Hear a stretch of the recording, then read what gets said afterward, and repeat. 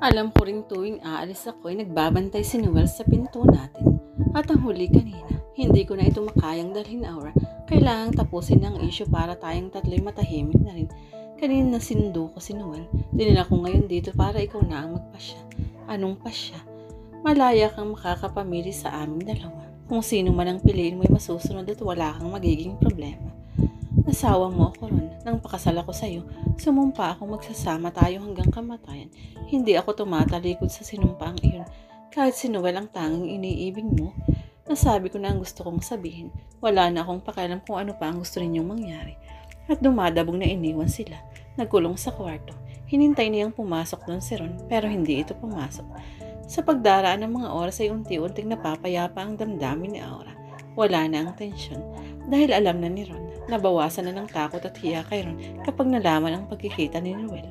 At nananatili ang problema na umiibig pa rin siya sa dating katipan. Nang sumunod na mga araw ay napanatag na si Aura. Paano yung nagbalik na ang dating lambing, suyo at pagmamahal ni Ron sa kanya at kay Roniel. Sa tingin pa nga niya yung naragdagan na para bang nanunuyo ito upang hindi na niya iwan.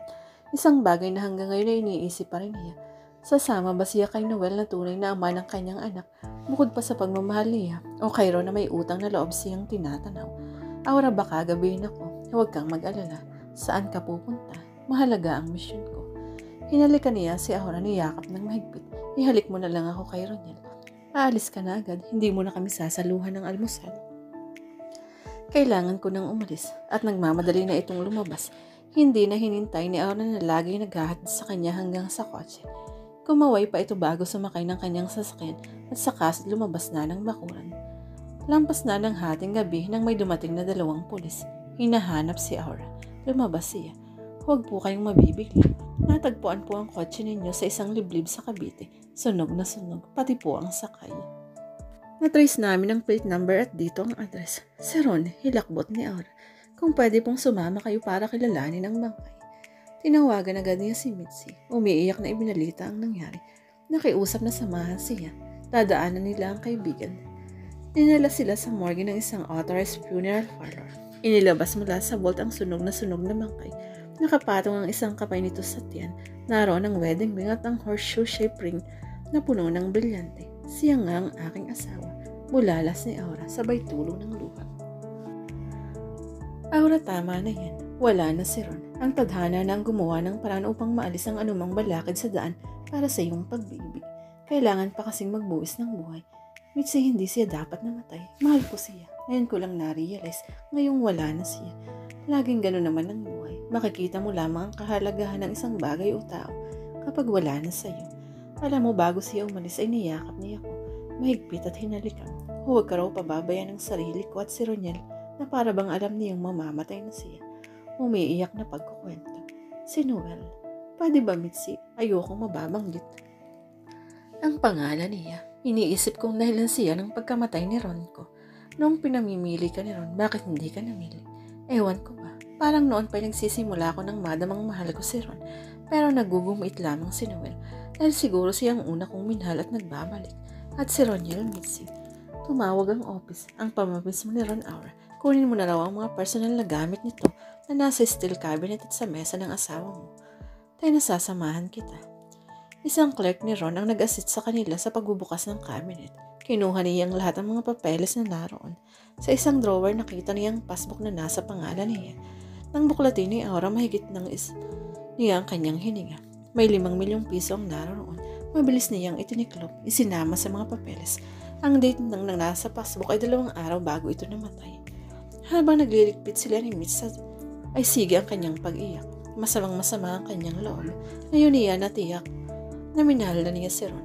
Pero huli na, hindi na niya masasabi rito ang katotohanan. Pagkaraan ng pasiya may nagkaroon ng bisita si Aura. Anong kailangan mo rito? Noel, kamamatay lang ng asawa ko. Igalang mo naman ang kanyang alaala. Aura, ngayon ko lamang magagawa ang pagpapahayag ng pakikiramay ko. Maniwala ka. Galing sa puso ito. Ewan ko, Noel, pero sa tingin ko'y para kang isang buwitre na nakabang sa isang pagkasarap-sarap na bangkay para kainin. I'm sorry, bakit kailangan pang mawala si Ron para matiyak ko ang aking sarili? Si Ron palang tunay kong mahal. Na-outrun ko na kung ano man ang nangyari sa akin, sa atin. Anong ibig mong sabihin? Maniwala ka, Noel. Kilala mo ko. Lagi akong matapat sa pagpapahayag. Si Ron ang tunay kong mahal. Kahit dumaan pa ang mga taon, kahit mamatay ako at mabuhay na muli, si Ron pa rin ang iibigin ko. Kahit minsan ay hindi siya nagsinungaling sa akin, laging nasa isip niya ang para sa kasiyahan ko. Hindi niya ako sinamantala. Minahal din kita, Noel. Siguro natapos na ang kabanata natin dalawa. Hinahangad ko ang kaligayahan mo. Tumayo siya. Inabot ang kanyang kamay sa binata. Aura, palalakahin ko na lang si Roniel, ang aming anak. Hindi inabot ni Noel ang kamay ng dating kasintahan. Malungkot siyang tumalikod.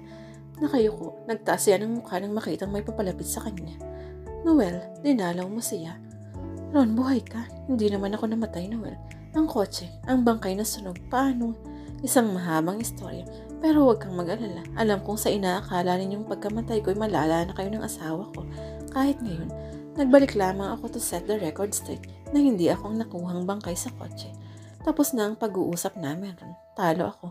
Masakit pero kailangan tanggapin. Ikaw na ang kanyang mahal. Minahal niya ako kahit patay na. Tahasan niyang sinabi. Ipinagtabuyan niya ako ron. Igalaw ko rin ang kanyang pagluluksa. Igalang ko ang pagiging mamuti mong asawa. Sinabi rin niyang kahit kailan ay wala nang makakapalit sa puso niya ang pagmamahal sa'yo. Noel, dala lamang yun ang kanyang damdaming naaawa sa pagkamatay ko. Pero yun ang pinakahuling damdaming gusto kong ibigay sa akin. Awa. Kaya maghintay ka lamang. Magiging iyo rin ang babaeng kapwa natin mahal. Nang itulak niya ng front door ay nakaupo si Aura sa sopa. Nagpapahid ng mga matang ayaw matuyuan ng luha. Aura. Nagtaas ang mukha si Aura. Napaurong. Nanlaking ang mga mata. Nakabuka ang mga labi. Pero walang lumabas na salita. Aura, buhay ako. Hindi ako ang nakuhang bangkay sa kotse. Hindi. Lumapit siya sa asawa. Kinuha ang kamay nito. Dinala sa kanyang dibdib upang marinig nito ang tibok. Buhay na buhay ako. Pero paano? Ano ang nangyari? Inilimik ka na namin. Ano ba ito? Mumuntong hininga si Ron. Inakbayan ng asawa. Nalikan sa pisngi. Alam mo, simula nito. Nang umalis ako rito, talagang hindi na ako babalik. Talagang ako ang nakatakdang masunog sa kotseng iyon. Tampered na ang gas at electrical niyon. Nakatime ang pagsabog pagdating ko sa isang ilang na lugar. Ron, sinasabi mo bang magpapakamatay ka para maging malaya na ka? Kayo ni Noel. Noon nga, mabilis akong nagpapatakbo. Nang matrapik ako isang lalaki. Ang sumakay, may baril, tinutukan ako. Hold up at carnapping. Remember, bagong-bago ang kotse ko.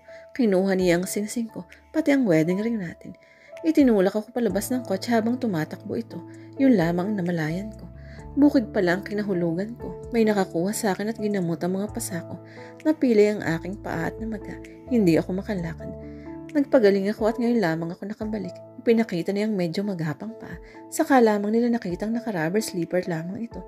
Salamat sa Diyos. Ibinalikan niya sa akin. Ito isang milagro. Gusto kong malaman mo nang ilimin ka namin ay saka ko lamang nalaman na ikaw na ang mahal ko. Galing lamang dito sa Noel at nasa lubong ko, Aura. At sa kanya ko na lamang napakapalad ko na pala. Ron, I love you. Maniwala ka. Mahal na mahal kita. At yumakap siya ng mahigpit sa asawa. Si Roniel. Hindi ko sinabi sa kanya ron. Ayokong gulihin ni Yataro para kay Roniel. Kung malaki na siya, kung may sapat na siyang pangunawa, ay saka na natin sabihin sa kanya ang totoo. At kay Noel din. Ikaw ang ina. Nasa iyo ang pagpapasya. Galing ka na ba sa papa at mama at mga kapatid mo ron? Uunahin natin sila yun. Matutuwa ang ngayon. Magiging maligaya. Gaya ko. Itinayo ni Ron ang asawa. Sinapu ang ulo. Hinagka ng mga labi. Makapaghihintay sila. Pero ako hindi na. Namadama ko ang iyong pag-ibig na katugunan ng aking pagmamahal. Ron, at ipinalupot niya ang kanyang mga bisig sa leeg ng asawa upang gantihan ang halik nito. Pinaligaya mo ako. Ngayon ay aking-akin ka na. Kailangan pa pala akong mamatay para makamit ko ang pag-ibig mo. Mula nga rin, Ron, hanggang kamatayan ay iyo ako at akin ka. Masuyong binuhat na Ron si Aura. Padako sa kanilang kwarto.